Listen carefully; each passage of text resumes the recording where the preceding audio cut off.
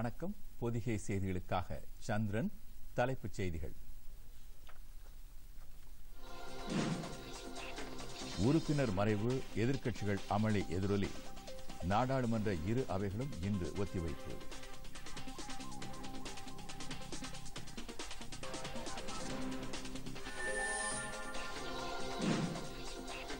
இரண்டாயிரத்தி 17ஆம் ஆண்டுக்கான சங்கீத நாடக அகாடமி விருதுகளை குடியரசுத் தலைவர் ராம்நாத் கோவிந்த் இன்று வழங்கினார்.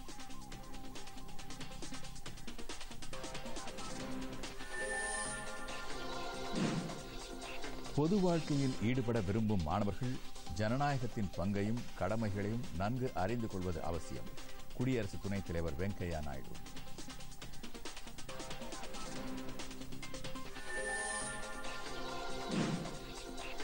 வருமான வரி கணக்கு தாக்கல் செய்வதற்கு பான் எண்ணுடன் ஆதார் எண்ணை இணைப்பது அவசியம். உச்சநீதிமன்றம் உத்தரவு.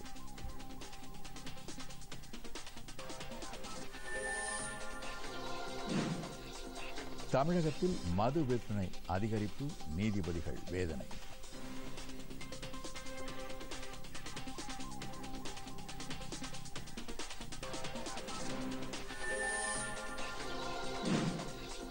சபரிமலையில் அனைத்து வயது பெண்களையும் வழிபட அனுமதிக்கும் உச்சநீதிமன்ற தீர்ப்பை ஏற்க தயார். தேவசம் போர்டு ஒப்புதல். சீராய்வு மனுக்கள் மீதான தீர்ப்பு தேதி குறிப்பிடாமல் ஒத்திவைப்பு.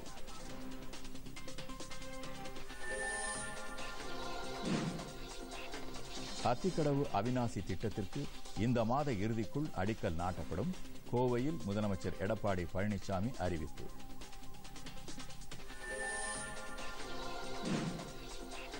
வெலிங்டன் 20 ஓவர் கிரிக்கெட் போட்டி. நியூசிலாந்து அபார வெற்றி.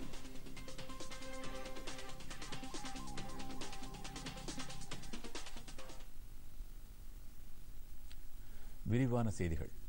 பிஜு ஜனதாதளம் கட்சியைச் சேர்ந்த மக்களவை உறுப்பினர் லடு கிஷோர் ஸ்வைன் மறைவிற்கு இரங்கல் தெரிவித்து மக்களவை நாள் முழுவதும் ஒத்திவைக்கப்பட்டது. ஒடிஷாவைச் சேர்ந்த லடு கிஷோர் ஸ்வைன் உடல்நலம் பாதிக்கப்பட்டு நேற்றிரவு காலமானார். அவரது மறைவிற்கு மக்களவைத் தலைவர் சுமித்ரா மகாஜன் இரங்கல் குறிப்பு வாசித்தார். இதையடுத்து உறுப்பினர்கள் மௌன அஞ்சலி செலுத்திய பிறகு அவை நாள் முழுமைக்கும் ஒத்திவைக்கப்பட்டது. हमारे साथी श्री लड्डू किशोर स्वाइन जो ओडिशा के अस्का संसदीय निर्वाचन क्षेत्र से वर्तमान में सदस्य थे, हम अपने साथी के निधन पर गहन शोक व्यक्त करते हैं. यह सभा शोक संतप्त परिवार के प्रति अपनी संवेदना व्यक्त करती है. अब यह सभा दिवंगत आत्मा के सम्मान में कुछ देर मौन खड़ी रहे. ஒடிஷாவின் அஸ்கா மக்களவை தொகுதியிலிருந்து லடு கிஷோர் ஸ்வைன் தேர்ந்தெடுக்கப்பட்டார். சமூகத்திற்கு அவர் ஆற்றிய சேவைகளுக்காக அவர் எப்போதும் நினைவு கூறப்படுவார் என்று பிரதமர் நரேந்திர மோடி தமது இரங்கல் செய்தியில் கூறியுள்ளார். கிராமப்புற வளர்ச்சிக்காக அவர் ஆற்றிய பணிகள் குறிப்பிடத்தக்கது என்றும் டுவிட்டரில் அவர் வெளியிட்டுள்ள செய்தியில் குறிப்பிட்டுள்ளார்.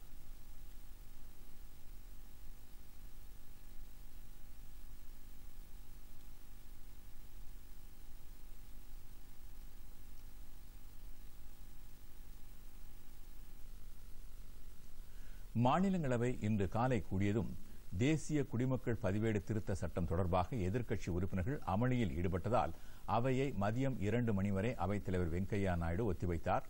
அவை மீண்டும் கூடியபோது காங்கிரஸ், ராஷ்டிரிய ஜனதாதளம், சமாஜ்வாதி, பகுஜன் சமாஜ், திரிணாமுல் காங்கிரஸ் உள்ளிட்ட கட்சிகளின் உறுப்பினர்கள் அவையின் மையப்பகுதிக்கு சென்று பல்வேறு கோரிக்கைகளை வலியுறுத்தி முழக்கங்களை எழுப்பினர்.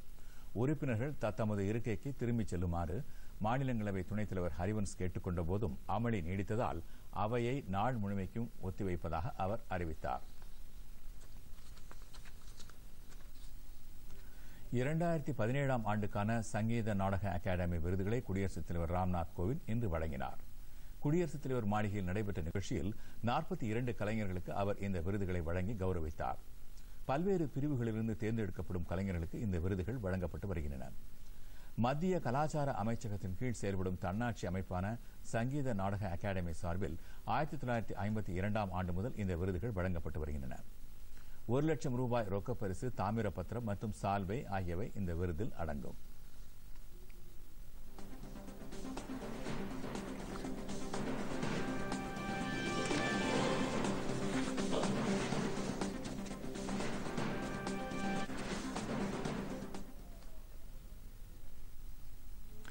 கால்நடைகளின் வளத்தை மேம்படுத்தி ஊரக விவசாயிகளின் வாழ்வாதாரத்தை அதிகரித்து வேலைவாய்ப்பை பெருக்குவதன் மூலம் விவசாயிகளின் வருவாயை இன்னும் 3 ஆண்டுகளில் இரட்டிப்பாக்க மத்திய அரசு உறுதி பூண்டிருப்பதாக மத்திய வேளாண் அமைச்சர் ராதா மோகன் சிங் கூறியிருக்கிறார்.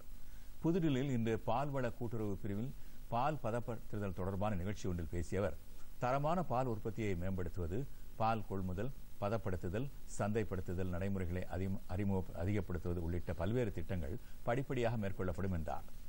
பால் கட்டமைப்பு வசதிகளை மேம்படுத்த 8004 கோடி ரூபாய் செலவில் நிதியம் ஏற்படுத்தப்பட்டு அதன் மூலம் பால் கலப்பட பரிசோதனைகள், பதப்படுத்தும் கட்டமைப்பை மேம்படுத்துவது, மதிப்பு கூட்டு பொருட்களை சந்தைப்படுத்துவது உள்ளிட்ட திட்டங்கள் மேற்கொள்ளப்படும் என்றார்.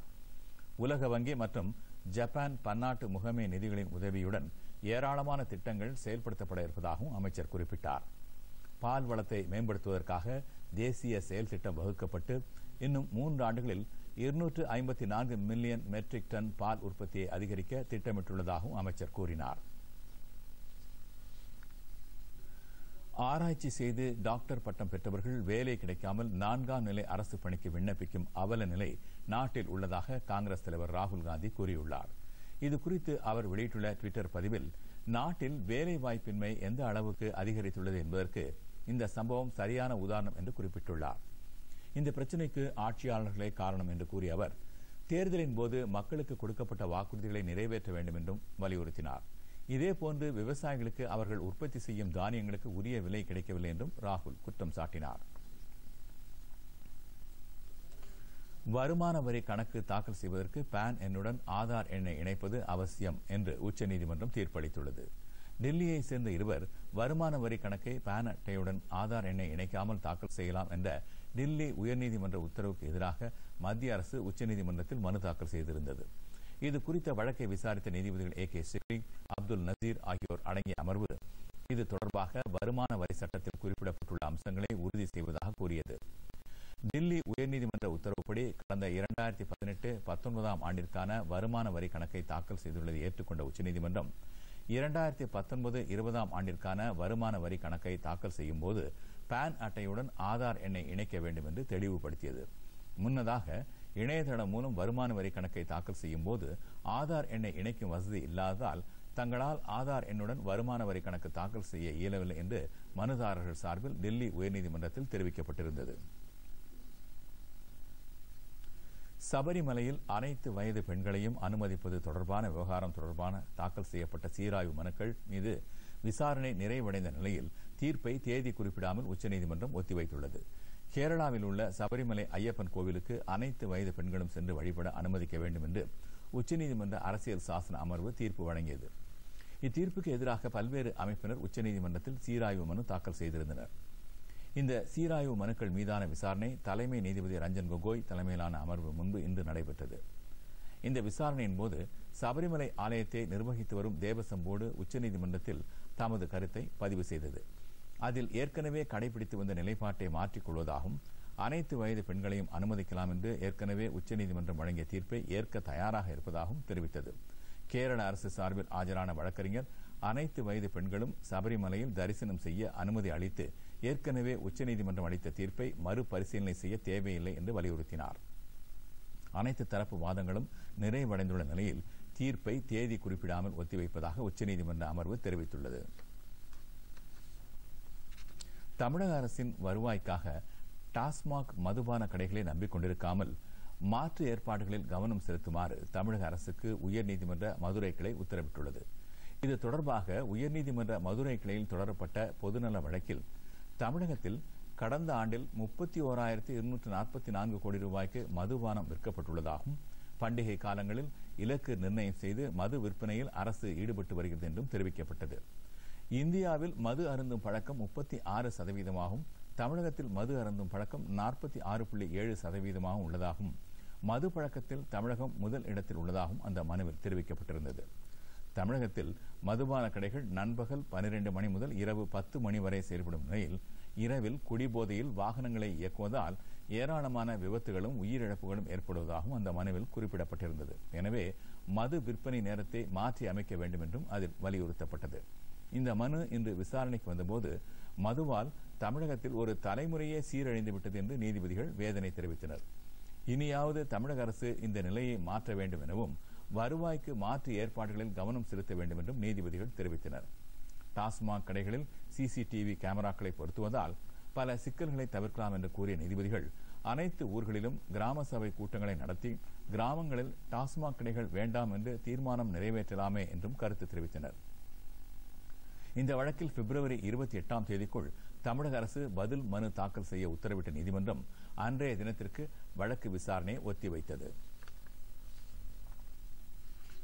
நன்னெறியுடன் கூடிய பொறுப்புள்ள தலைமை பண்புதான் நாட்டிற்கு தேவை என்று குடியரசு துணைத் தலைவர் வெங்கையா நாயுடு தெரிவித்துள்ளார். புதுடில்லியில் இன்று ஜனநாயக தலைமைக்கான இந்திய கல்வி நிறுவனத்தைச் சேர்ந்த மாணவர்களுடன் அவர் கலந்துரையாடினார்.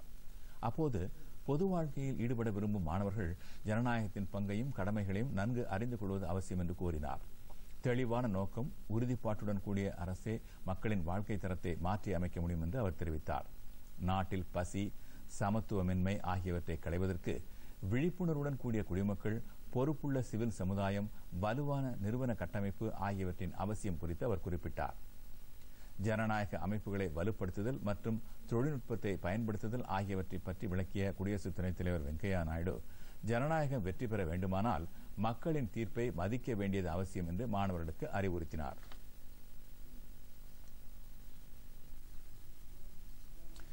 பண பரிவர்த்தனை மோசடி வழக்கில் காங்கிரஸ் தலைவர் ராகுல் காந்தியின் மைத்துனர் ராபர்ட் வதேரா இன்று டெல்லியில் அமலாக்கத்துறை அலுவலகத்தில் ஆஜராகி விளக்கமளித்தார்.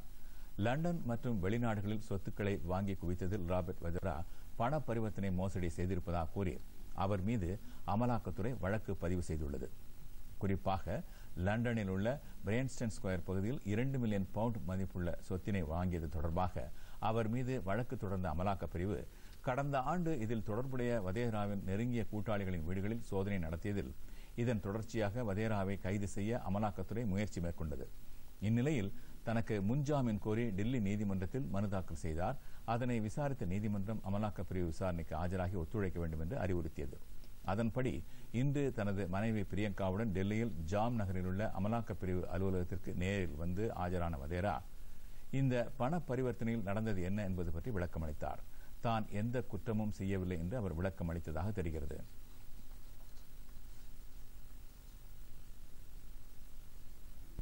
முன்னதாக செய்தியாளர்களிடம் பேசிய பிரியங்கா காந்தி தனது கணவரை அமலாக்கப் பிரிவு அலுவலகத்தில் தாம் காரில் அழைத்து வந்ததாகவும் கணவரின் பக்கமே தான் எப்போதும் இருப்போம் என்று கூறினார். அத்திக்கடவு அவிநாசி திட்டத்திற்கு இந்த மாத இறுதிக்குள் அடிக்கல் நாட்டப்படும் என்று முதலமைச்சர் எடப்பாடி பழனிசாமி தெரிவித்துள்ளார். இன்று கோவை வையம்பாளையத்தில் உழவர் பெருந்தகை நாராயணசாமியின் மணி மண்டபத்தை அவர் திறந்து வைத்தார். அப்போது பேசிய அவர் பிரதமரின் பயிர் காப்பீட்டு திட்டத்தில் நாட்டிலேயே தமிழகம் முதல் இடத்தில் உள்ளதாக கூறினார். கடந்த ஆண்டை விட இந்த ஆண்டு பயிர் காப்பீட்டு திட்டத்தில் அதிக விவசாயிகள் சேர்ந்துள்ளதாக குறிப்பிட்டார். தொடக்க வேளாண்மை கூட்டுறவு சங்கம் மூலம் 6648 கோடியே 35 லட்சம் ரூபாய் பயிர் காப்பீட்டுத் தொகை விவசாயிகளுக்கு வழங்கப்பட்டுள்ளது என்று அவர் கூறினார். 1652 கோடி ரூபாய் மதிப்பீட்டில் அத்திக்கடவு அவிநாசி திட்டம் செயல்படுத்தப்படும் என்று அவர் தெரிவித்தார். இத்திட்டத்தில் விடுபட்ட பகுதிகளை சேர்த்து நிறைவேற்ற அரசு நடவடிக்கை எடுக்கும் என்று அவர் உறுதியளித்தார். கோதாவரி காவிரி இணைப்பு திட்டம் மத்திய அரசின் உதவியுடன் நிறைவேற்றப்படும் என்றும் அவர் கூறினார். தமிழகம் முழுவதும் ஓடைகள், நதிகளின் குறுக்கே தடுப்பணை கட்டி நிலத்தடி நீரை உயர்த்த அரசு நடவடிக்கை எடுக்கும் என்று முதலமைச்சர் கூறினார். ஆசியாவிலேயே மிகப்பெரிய கால்நடை ஆராய்ச்சி மையம் தமிழகத்தில் அமைக்கப்பட இருப்பதாக அவர் குறிப்பிட்டார். வெளிநாடுகளுக்கு ஏற்றுமதி செய்ய சென்னை அருகே 2000 கோடி ரூபாய் செலவில் உணவு பூங்கா அமைக்க நடவடிக்கை எடுக்கப்படும் என்றும் முதலமைச்சர் எடப்பாடி பழனிசாமி தெரிவித்தார்.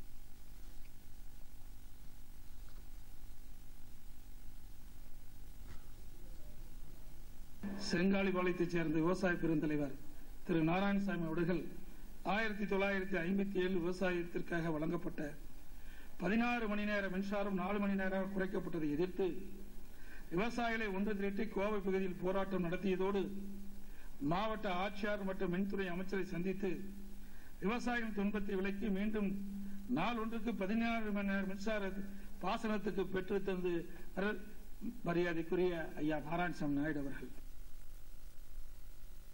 பின்னர் மாலை கோவை கொடிசியாவில் 375 ஏக்கரில் அமைக்கப்பட்டிருந்த தொழில் பூங்காவை முதலமைச்சர் தொடங்கி வைத்தார். அப்போது பேசிய அவர் கோவை மாநகரில் மெட்ரோ ரயில் சேவையை தொடங்குவதற்கான சாத்தியக்கூறுகளை ஆராயும் ஆரம்ப கட்ட பணிகள் ஓராண்டிற்குள் நிறைவடையும் என்று முதலமைச்சர் எடப்பாடி பழனிசாமி தெரிவித்துள்ளார். வளர்ந்து வரும் தொழில் நகரமான கோவை பகுதி மக்கள் நலன் கருதி விமான நிலைய விரிவாக்கப் பணிகள் விரைவாக நடைபெற்று வருவதாக கூறினார். கோவை பொள்ளாச்சி இடையே அமைக்கப்பட்டு வரும் விரைவு சாலையை பாக்காடு சந்திப்பு வரை நீட்டிக்க நடவடிக்கை எடுக்கப்படும் என்று கூறிய முதலமைச்சர் இப்பணிகள் அடுத்த ஆண்டு இறுதிக்குள் நிறைவடையும் என்றார். மேற்கு மண்டலத்தைச் சேர்ந்த இப்பகுதி மக்கள் இயற்கையாகவே தொழில் தொடங்குவதில் ஆர்வமிக்கவர்கள். அதனால்தான் கோயம்புத்தூர் மாவட்டம் அதை சுற்றியுள்ள மாவட்டங்களும் மிக வேகமாக வளர்ச்சி அடைந்து வருகின்றன. எனவேதான் இப்பகுதி மக்களின் முன்னேற்றத்தை ஊக்குவிக்கும் பொருட்டு கோயம்புத்தூர் மாநகரத்தில் புதிய மெட்ரோ ரயில் திட்டத்தை செயல்படுத்துவதற்கான விரிவான சாத்தியக்கூறு மற்றும் திட்ட அறிக்கை தயாரிக்கும் பணி ஆரம்ப கட்ட பணிகள் தற்போது நடைபெற்று வருகின்றன. இப்பணிகள் ஓராண்டில் முடியும் என்று இங்கே குறிப்பிட விரும்புகின்றேன். கோயம்புத்தூரில் பெருகி வரும் போக்குவரத்து நெரிசலை கட்டுப்படுத்துவதற்காக ஆத்துப்பாலம் முதல் உக்கடம் சந்திப்பு வரை மேம்பாலம் ஒன்றினை அமைக்க மாண்பு அம்மா ஒத்துழைத்தார்கள். இத்திட்டத்திற்காக 128 கோடி ரூபாய் ஒதுக்கீடு செய்யப்பட்டு இதற்கான பணிகள் தற்போது நடைபெற்று வருகிறது.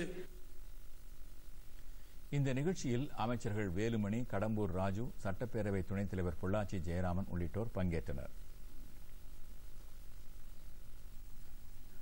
அஇஅதிமுக நாடாளுமன்ற தேர்தல் கூட்டணி குறித்து தேசிய மற்றும் மாநில கட்சிகளுடன் பேச்சுவார்த்தை நடத்தி வருவதாக துணை முதலமைச்சர் ஓ பன்னீர்செல்வம் தெரிவித்துள்ளார். மதுரை செல்லும் முன் சென்னை விமான நிலையத்தில் இன்று செய்தியாளர்களிடம் பேசிய அவர் கூடிய விரைவில் கூட்டணி குறித்த முடிவு அறிவிக்கப்படும் என்று கூறினார். இந்திய அரசியல் அமைப்பு சட்டப்படி 2 மாநிலங்களுக்கு இடையே பாய்கின்ற நதிகள் ஒரு மாநிலத்தில் செல்லும் போது இடைமறித்து மற்றொரு மாநிலம் தடுப்பணை கட்ட முயன்றால் அனுமதி பெற வேண்டும் என்ற விதி உள்ளது என்று கூறினார். அதன் அடிப்படையில் மற்ற மாநிலங்கள் தமிழகத்திற்கு எதிராக செயல்படும் போது உரிய நீதியை மாநில அரசு தொடர்ந்து போராடி பெற்றுள்ளது என்று கூறினார்.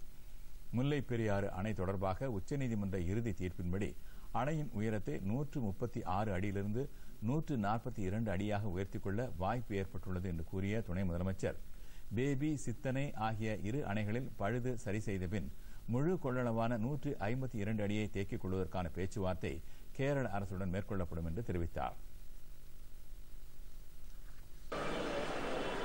அனைத்து இந்திய அண்ணா திராவிட முன்னேற்ற கழகத்தின் தலைமையில் தான் நடைபெற இருக்கின்ற நாடாளுமன்ற பொதுத் தேர்தலுக்கு கூட்டணி அமையும்.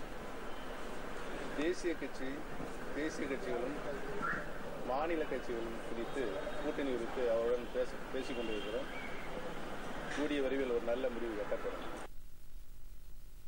மக்களவைத் தேர்தலில் அஇஅதிமுக சார்பில் போட்டியிட விருப்பம் தெரிவித்து தனது மகன் ரவீந்திரநாத் விருப்ப மனு அளித்துள்ளதில் தவறேதும் இல்லை என்றும் இதில் குடும்ப அரசியல் ஏதுமில்லை என்றும் ஓ பன்னீர்செல்வம் கூறினார். ஆறுமுகசாமி விசாரணை ஆணையம் சம்மன் அனுப்பினால் உரிய தேதியில் தாம் ஆஜராக தயாராக இருப்பதாகவும் இதற்கு முன்பு பணி நிமித்தம் காரணமாக ஆஜராக முடியவில்லை என்றும் அவர் விளக்கமளித்தார். அடுத்து சில முக்கிய செய்திகளை விரைவு செய்திகளாக பார்ப்போம். நெல்லை அருகே 63 கிராமங்கள் பயன்பெறும் வகையில் 28.71 கோடி ரூபாய் மதிப்பிலான கூட்டு குடிநீர் திட்டப் பணிகளை ஆதி திராவிடர் மற்றும் பழங்குடியினர் நலத்துறை அமைச்சர் VM விஜயலட்சுமி தொடங்கி வைத்தார். ரெட்டியார்பட்டி சுற்றுப்புற கிராமங்களின் குடிநீர் பிரச்சினைக்கு தீர்வு காணும் வகையில் அப்பகுதி மக்களின் கோரிக்கையை ஏற்று இந்த திட்டத்திற்கு இன்று அமைச்சர் அடிக்கல் நாட்டி தொடங்கி வைத்தார். இந்த பணிகள் இந்த ஆண்டு இறுதிக்குள் நிறைவடையும் என்று அப்போது அமைச்சர் கூறினார்.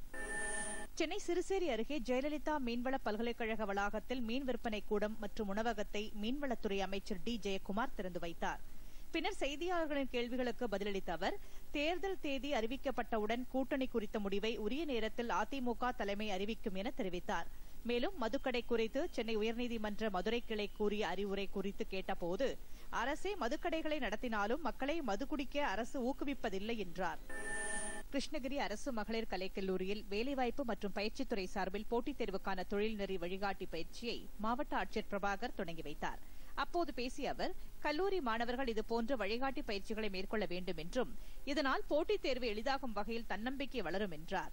மேலும் மாநில மத்திய தேர்வுகளுக்கான குரூப் 1, குரூப் 2 மற்றும் UPSC தேர்வுகளில் வெற்றி பெற இந்த பயிற்சி மாணவர்களுக்கு மிகவும் பயனுள்ளதாக அமையும் என்றார். தமிழகத்தில் கஜா புயலால் பாதிக்கப்பட்டு உயிரிழந்தவர்களின் குடும்ப வாரிசுகளுக்கு தமிழ்நாடு காங்கிரஸ் கமிட்டி அறக்கட்டளை சார்பில் எடுக்கப்பட்ட முடிவின்படி அகில இந்திய காங்கிரஸ் கமிட்டி தலைவர் ராகுல் காந்தி அனுமதியோடும் கஜா புயலால் உயிரிழந்த குடும்பங்களுக்கு தலா 1 லட்சம் ரூபாய் வீதம் மொத்தம் 52 லட்சம் ரூபாய் காசோலையாக அனுப்பி வைக்கப்படுவதாக காங்கிரஸ் முன்னாள் தலைவர் திருநாவுக்கரசர் வெளியிட்டுள்ள அறிக்கையில் தெரிவிக்கப்பட்டுள்ளது. தமிழகத்தில் அந்நிய முதலீடு 21% சரிவடைந்துள்ளதாக திமுக தலைவர் மு.க. ஸ்டாலின் கூறியுள்ளார். சென்னையில் நிகழ்ச்சி ஒன்றில் கலந்து கொண்டு பேசிய அவர் தமிழக அரசு பல கோடி ரூபாய் செலவு செய்து 2வது உலக முதலீட்டாளர் மாநாட்டை நடத்தியதால் எந்த பயனும் இல்லை என்று தெரிவித்தார். ஏற்கனவே மறைந்த முதலமைச்சர் ஜெயலலிதா ஆட்சிக் காலத்தில் நடத்தப்பட்ட 1வது உலக முதலீட்டாளர்கள் மாநாட்டாலும் எந்த பயனும் ஏற்படவில்லை என்று அவர் குறை கூறினார். தமிழக அரசு விவசாய கடன்கள் அனைத்தையும் ரத்து செய்ய வேண்டும் என்று இந்திய கம்யூனிஸ்ட் கட்சி வலியுறுத்தியுள்ளது. அக்கட்சியின் மாநில செயலாளர் முத்தரசன் நெல்லையில் இன்று செய்தியாளர்களிடம் பேசுகையில், மத்திய மாநில அரசு வெறும் அறிவிப்புகளை மட்டும் வெளியிட்டு வருவதாக குற்றம் சாட்டினார். தேர்தலை கருத்தில் கொண்டே மத்திய அரசு இடைக்கால நிதிநிலை அறிக்கையை தாக்கல் செய்துள்ளதாக அவர் தெரிவித்தார். அரியமான் கடற்பகுதியிலிருந்து இலங்கைக்கு கடத்த முயன்ற 20 லட்சம் ரூபாய் மதிப்பிலான கஞ்சா பறிமுதல் செய்யப்பட்டுள்ளது. ராமநாதபுரம் மாவட்டம் கண்காணிப்பாளருக்கு கிடைத்த தகவலின் அடிப்படையில் தனிப்பிரிவு காவல்துறையினர் ஆய்வு செய்தனர். தனியாருக்கு சொந்தமான ஒரு தோட்டத்தில் 196 கிலோ கஞ்சா பதுக்கி வைக்கப்பட்டிருந்ததை காவல்துறையினர் பறிமுதல் செய்தனர். பறிமுதல் செய்யப்பட்ட கஞ்சாவின் மதிப்பு 20 லட்சம் ரூபாய் இருக்கலாம் என்று அதிகாரிகள் தெரிவித்தனர். அரியலூரில் நடைபெற்ற புத்தாக்க அறிவியல் ஆய்வு விருதிற்கான அறிவியல் கண்காட்சியில் 130க்கும் மேற்பட்ட படைப்புகளை மாணவ மாணவிகள் காட்சிப்படுத்தியிருந்தனர். மத்திய அறிவியல் தொழில்நுட்பத்துறை, சென்னை அறிவியல் தொழில்நுட்ப மையம், மாவட்ட கல்வித்துறை இணைந்து ஏற்பாடு செய்திருந்த இந்த கண்காட்சி இளம் விஞ்ஞானிகளை கண்டறியும் வகையில் நடைபெற்றது. இதில் மழைநீர் சேமிப்பு, போக்குவரத்து, பாதுகாப்பு, திடக்கழிவு மேலாண்மை, தூய்மை பாரதம், பிளாஸ்டிக் மறுசுழற்சி முறைகள் உள்ளிட்ட சுற்றுச்சூழலை பாதுகாக்கும் வகையில் புதிய படைப்புகளை மாணவ மாணவிகள் காட்சிப்படுத்தியிருந்தனர்.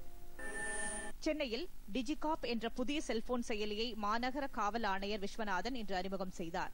காணாமல் போகும் செல்போன்களை கண்டறிதல், போக்குவரத்து தொடர்பான எச்சரிக்கைகள் உள்ளிட்ட 8 வகையான உதவிகளை இந்த செயலி மூலம் பெற முடியும். இந்த செயலியை காவல் ஆணையர் வெளியிட நடிகர் விஜய் சேதுபதி பெற்றுக் கொண்டார். மேலும் காவல் நிலையங்கள் பற்றி தயாரிக்கப்பட்ட குறுந்தகடு ஒன்றையும் விஸ்வநாதன் வெளியிட்டார். மத்திய அரசின் கேந்திரிய வித்யாலயா மற்றும் நவோதயா வித்யாலயா சமிதி பள்ளி முதல்வர்களின் 2 நாள் மாநாடு இன்று தில்லியில் தொடங்கியது. இந்நிகழ்ச்சியில் தொடக்க உரையாற்றிய மத்திய மனிதவள மேம்பாட்டுத்துறை இணை செயலர் RC மீனா, கல்வியின் தரத்தை மேம்படுத்த மனிதவள மேம்பாட்டு அமைச்சகம் பல்வேறு நடவடிக்கைகள் எடுத்து வருவதாக குறிப்பிட்டார். இதன் மூலம் குழந்தைகளின் கற்கும் திறனும் கல்வியின் தரமும் உயரும் என குறிப்பிட்டார். வரும் மார்ச் மாதம் 9ஆம் தேதி சனிக்கிழமையன்று தமிழகத்தில் உள்ள அனைத்து நீதிமன்றங்களிலும் தமிழ்நாடு மாநில சட்டப்பணி ஆணைக்குழுவினால் தேசிய மக்கள் நீதிமன்றங்கள் நடத்தப்பட உள்ளன. பொதுமக்கள் இந்த வாய்ப்பினை பயன்படுத்திக் கொண்டு நிலுவையில் உள்ள வழக்குகள் மற்றும் சட்ட பிரச்சினைகளுக்கு இந்த நீதிமன்றங்கள் மூலம் தீர்வு பெற்றுக் கொள்ளுமாறு தமிழ்நாடு மாநில சட்டப்பணிகள் ஆணையம் தெரிவித்துள்ளது.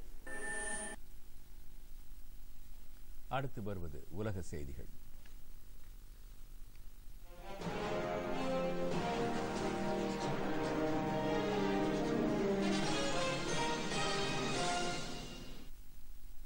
குடிபெயர்வு அதிகாரியை அடித்த இங்கிலாந்து பெண்ணுக்கு 6 மாதம் சிறை தண்டனை விதித்து இந்தோனேஷிய நீதிமன்றம் தீர்ப்பளித்துள்ளது. இங்கிலாந்தைச் சேர்ந்த அஜு டாக்குதாஸ் இந்தோனேஷியாவுக்கு சுற்றுப்பயணம் மேற்கொண்டார். அவர் நாட்டில் தனது விசா காலம் முடிந்த பிறகும் தங்கியிருந்ததை கண்டுபிடித்து குடிபெயர்வு அதிகாரி அவரிடம் விசாரணை மேற்கொண்டார். அப்போது இருவருக்கும் இடையே ஏற்பட்ட கடும் வாக்குவாதத்தில் அஜு டாக்குதாஸ் விசாரணை அதிகாரியை பலாரென அறைந்துவிட்டார். இது தொடர்பான வீடியோ காட்சி இந்தோனேஷியாவில் பெரும் பரபரப்பை உருவாக்கியது. இதுகுறித்த புகாரின் பேரில் இங்கிலாந்து பெண்ணை போலீசார் தேடி வந்தனர். அப்போது வணிக வளாகம் ஒன்றில் நின்று கொண்டிருந்த அப்பெண்ணை போலீசார் கைது செய்து நீதிமன்றத்தில் ஆஜர்படுத்தினர். அவர் மீதான விசாரணையில் குற்றம் செய்தது நிரூபிக்கப்பட்டதால் அவருக்கு 6 மாதம் சிறை தண்டனை விதித்து இந்தோனேஷியாவின் பாலி மாவட்ட நீதிமன்றம் இன்று தீர்ப்பளித்தது. அமெரிக்கா மெக்சிகோ எல்லையில் வலுவான தடுப்பு சுவர் அவசியம் என்பதால் அதை கட்டியே தீர வேண்டும் என்று அமெரிக்க அதிபர் டொனால்டு டிரம்ப் திட்டவட்டமாக கூறியுள்ளார். அமெரிக்க நாடாளுமன்ற கூட்டத்தில் உரை நிகழ்த்திய அவர் இந்த பிரச்சனையில் ஏற்பட்டுள்ள முட்டுக்கட்டைக்கு தீர்வு காண எதிர்க்கட்சிகள் ஒத்துழைக்க வேண்டும் என்பதை மறைமுகமாக வலியுறுத்தினார். கருத்து வேறுபாடுகளை மறந்து கட்சிகள் இணைந்து நாட்டின் பாதுகாப்பு கருதி தடுப்பு சுவரை கட்டுவோம் என்றார்.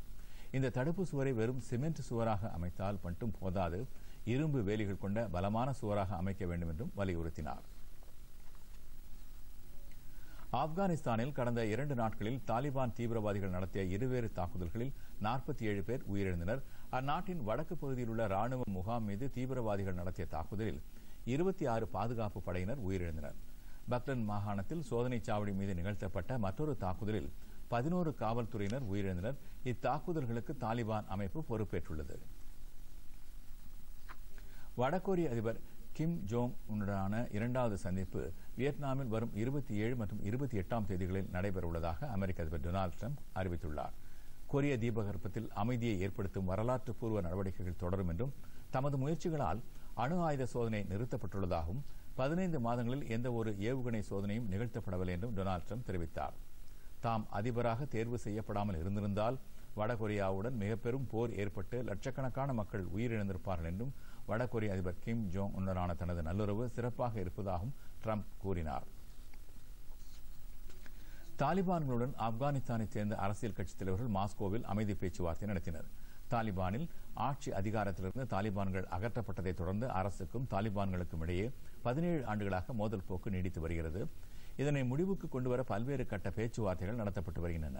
இந்நிலையில் ரஷ்ய தலைநகர் மாஸ்கோவில் நேற்று பேச்சுவார்த்தை நடத்தப்பட்டது. இதில் முன்னாள் அதிபர் ஹமீத் கர்சாய் உள்ளிட்ட பல்வேறு அரசியல் கட்சிகளின் தலைவர்கள் கலந்து கொண்டனர். ஆனால் அதிபர் அஷ்ரப் கனி அழைக்கப்படவில்லை. நீண்ட நேரம் நடைபெற்ற இந்த பேச்சுவார்த்தையின் போது தாலிபான்களை உள்ளடக்கிய இடைக்கால அரசை ஏற்படுத்த வேண்டும் என்று பல்வேறு தலைவர்களும் வலியுறுத்தினர். இடைக்கால அரசை ஏற்படுத்துவதன் மூலமே வெளிப்படையான தேர்தலை நடத்த முடியும் என்றும் அரசியல் கட்சித் தலைவர்கள் கருத்து தெரிவித்தனர். மேலும் இஸ்லாமிய அரசியல் சாசனத்தை ஏற்க வேண்டும் என்று தாலிபான்கள் வலியுறுத்தினர். அடுத்து வணிகச் செய்திகள்.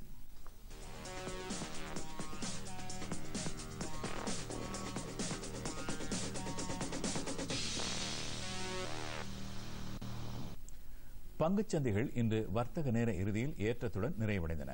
மும்பை பங்குச்சந்தை குறியீட்டின் சென்செக்ஸ் 358 புள்ளிகள் அதிகரித்து 36,975 புள்ளிகளுடன் நிறைவடைந்தது. இதேபோல் தேசிய பங்குச்சந்தை குறியீட்டின் நிப்டியும் 128 புள்ளிகள் அதிகரித்து 11,062 புள்ளிகளுடன் நிறைவடைந்தது. அமெரிக்க டாலருக்கு நிகரான இந்திய ரூபாயின் மதிப்பு 71 ரூபாய் 62 காசாக இருந்தது. சென்னையில் ஆபரண தங்கத்தின் விலை சவரன் ஒன்றிற்கு 25,456 ரூபாயாகவும் 1 கிராம் 3,182 ரூபாயாகவும் உள்ளது. பார் வெள்ளி கிலோ ஒன்றுக்கு 43,600 ரூபாயாகவும் 1 கிராம் வெள்ளியின் விலை 43 ரூபாய் 60 காசாகவும் உள்ளது.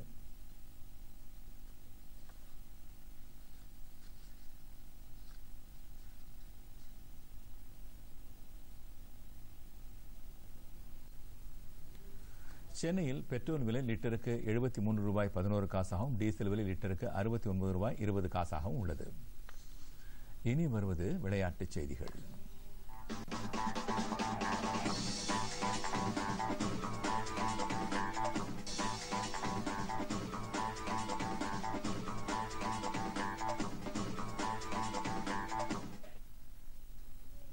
வெலிங்டனில் நடைபெற்ற இந்திய அணிக்கு எதிரான முதலாவது 20 ஓவர் கிரிக்கெட் போட்டியில் நியூசிலாந்து அணி 80 ரன் வித்தியாசத்தில் வெற்றி பெற்றது.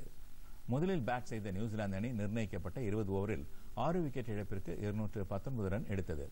அதிகபட்சமாக அந்த அணியின் செய்ஃபெட் 43 பந்துகளில் 84 ரன் எடுத்தார்.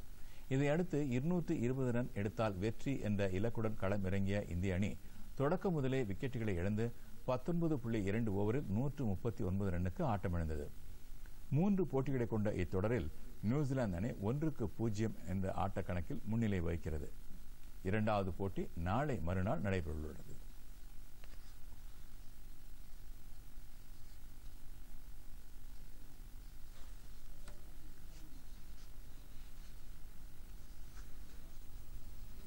இனி வருவது வானிலை.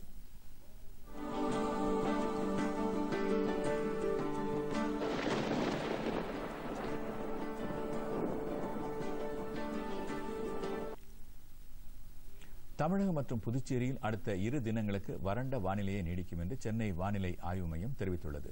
இது தொடர்பாக இன்று அந்த மையம் வெளியிட்டுள்ள அறிக்கையில் கடந்த 24 மணி நேரத்தில் தமிழகம் மற்றும் புதுச்சேரியில் ஓரிரு இடங்களில் லேசான மழை பெய்துள்ளதாக தெரிவிக்கப்பட்டுள்ளது.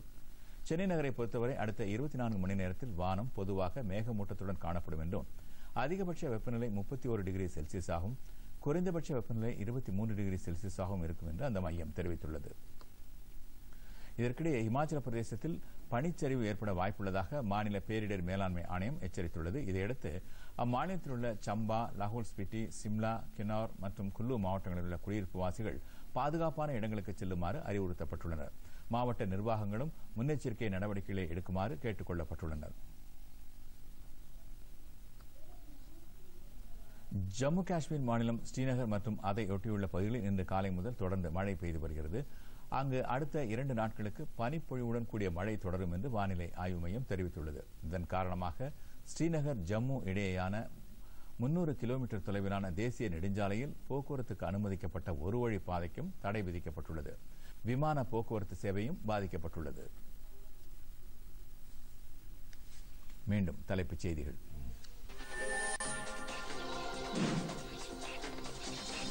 உறுப்பினர் மறைவு, எதிர்க்கட்சிகள் அமளி எதிரொலி. நாடாளுமன்ற இரு அவைகளும் இன்றும் ஒத்திவைப்பு.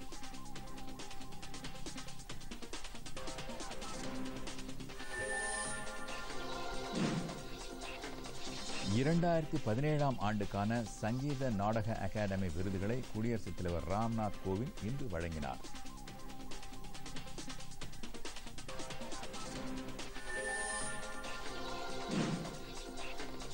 பொது வாழ்க்கையில் ஈடுபட விரும்பும் மாணவர்கள் ஜனநாயகத்தின் பங்கையும் கடமைகளையும் நன்கு அறிந்து கொள்வது அவசியம்.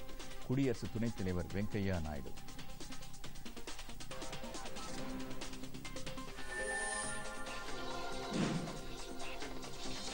வருமான வரி கணக்கு தாக்கல் செய்வதற்கு பான் எண்ணுடன் ஆதார் எண்ணை இணைப்பது அவசியம். உச்சநீதிமன்றம் உத்தரவு.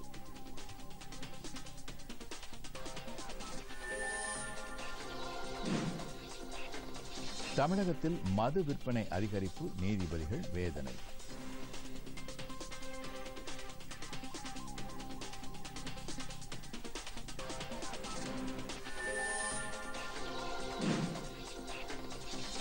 சபரிமலையில் அனைத்து வயது பெண்களையும் வழிபட அனுமதிக்கும் உச்சநீதிமன்ற தீர்ப்பை ஏற்க தயார். தேவசம் போர்டு ஒப்புதல். சீராய்வு மனுக்கள் மீதான தீர்ப்பு தேதி குறிப்பிடாமல் ஒத்திவைப்பு.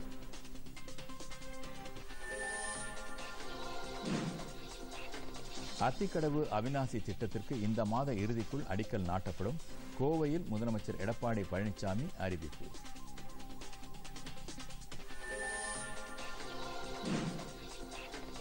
வெலிங்டன் 20 ஓவர் கிரிக்கெட் போட்டி, நியூசிலாந்து அபார வெற்றி.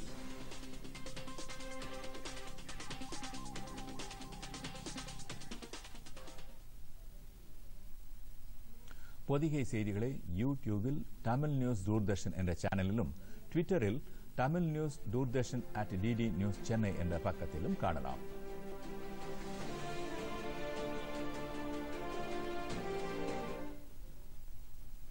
இத்துடன் இந்த செய்தி அறிக்கை நிறைவடைகிறது. மீண்டும் செய்திகள் இரவு 10 மணிக்கு. வணக்கம்.